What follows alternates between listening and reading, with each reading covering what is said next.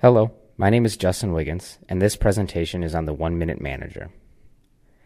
Have you ever been at office around the water cooler and heard someone talk about a review coming up, or you yourself been a part of that conversation? We hear this term a lot in the business world nowadays. You know, reviews. When you, the supervisor, sits down with one of your employees and give them your compliment sandwich idea, where you start by giving them a compliment on their work around the office, follow that up with something they need to improve upon, and then finish by complimenting them again. Sure, reviews are a good way for a supervisor or manager to guide an employee along, but are they really that effective? A recent research study performed by Samuel Colbert, a clinical psychologist at the Anderson School of Management at the University of California, Los Angeles, reveals that too many people work in a toxic environment at work. Colbert found that one of the main causes of stress in the workplace were these annual reviews.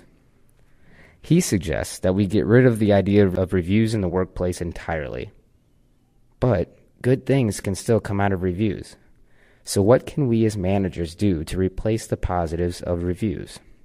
The solution is quite simple, really. A daily interaction system developed by Drs. Ken Blanchard and Spencer Johnson called the 1-Minute Manager. Blanchard and Johnson give managers tips for giving daily 1-minute lessons to its employees, broken into two parts: 1-minute praisings and 1-minute reprimands. There are 5 simple steps to giving a successful 1-minute praising in the workplace. First, it needs to be immediate. In other words, don't wait for the employee reviews to praise someone for their work. If the review is once a year, how likely are the employees to remember the thing you are praising them for? Even more, how are we supposed to remember all the good things our employees did the last year? So praise them as soon as it happens. Second, be specific. Tell them exactly what they did right. Leave no confusion. Being specific will tell your employee exactly what it was they did right. Third, tell them how you feel. Tell them how you felt proud of them when they completed that report on time. Your employees will feel great to hear they made you proud or happy or whatever positive emotion you feel. Next, give it a few seconds. In other words, let it sink in a bit.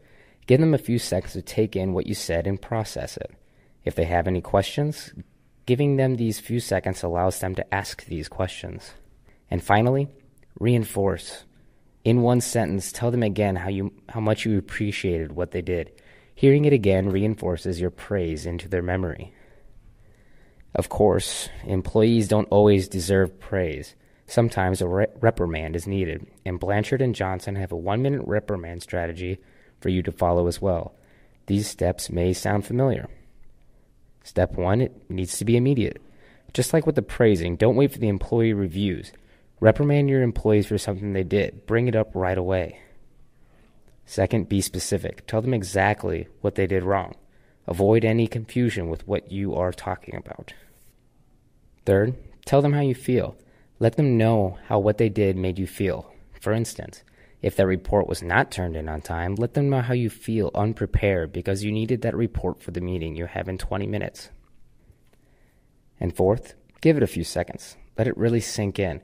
Let them digest exactly the reprimand you are giving them. Now, unlike with the 1-minute praisings, in which it was a simple 5-step process, the 1-minute reprimand involves 8 steps, 2 different parts. The first step of the second part is to shake hands with the person you are reprimanding. Let them know that you are on their side and that you understand the position they are in. Second, let the person know that they are valued. Let them know that you still value them around the workplace and that their value has not been diminished just because of this one act. Third, frustration stems from the situation, not the person. Let them know that your frustration is just because of that specific situation and not them. And finally, the most important, when the reprimand is over, it's over. Don't bring it up again, and don't allow it to be talked about again in the office. Things are in the past, keep them in the past. I hope you've learned a lot from this presentation on the 1-Minute Manager. Ken Blanchard and Spencer Johnson have come out with a book called The 1-Minute Manager, and I encourage you to go out if you want to read more about this concept.